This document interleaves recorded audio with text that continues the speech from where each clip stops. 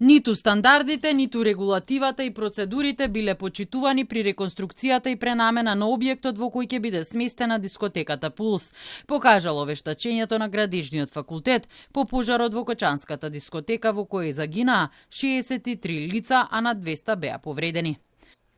Градежното вештачење за жал покажа недвосмислено дека во Пулс системот, односно институциите и поединците, целосно не функционирале. Не биле почитувани ниту стандардите, ниту регулативата, ниту процедурите. Оние процедури кои треба да обезбедат почитување на стандарди и регулативи. Или едноставно, не било почитувано ништо.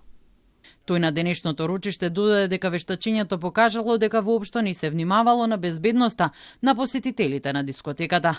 При пожарот во Пулс многу брзо е дојдено до уривање на дел од кровната конструкција, што покажува дека воопшто не е водено сметка. Да се коригирам, можеби за индустрија, кога било конструирано, да, но за дискотека не.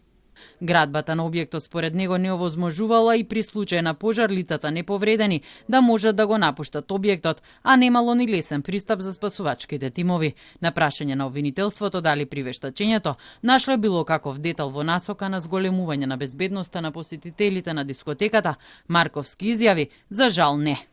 Заклучокот е дека објектот воопшто немал никаква заштита од пожари.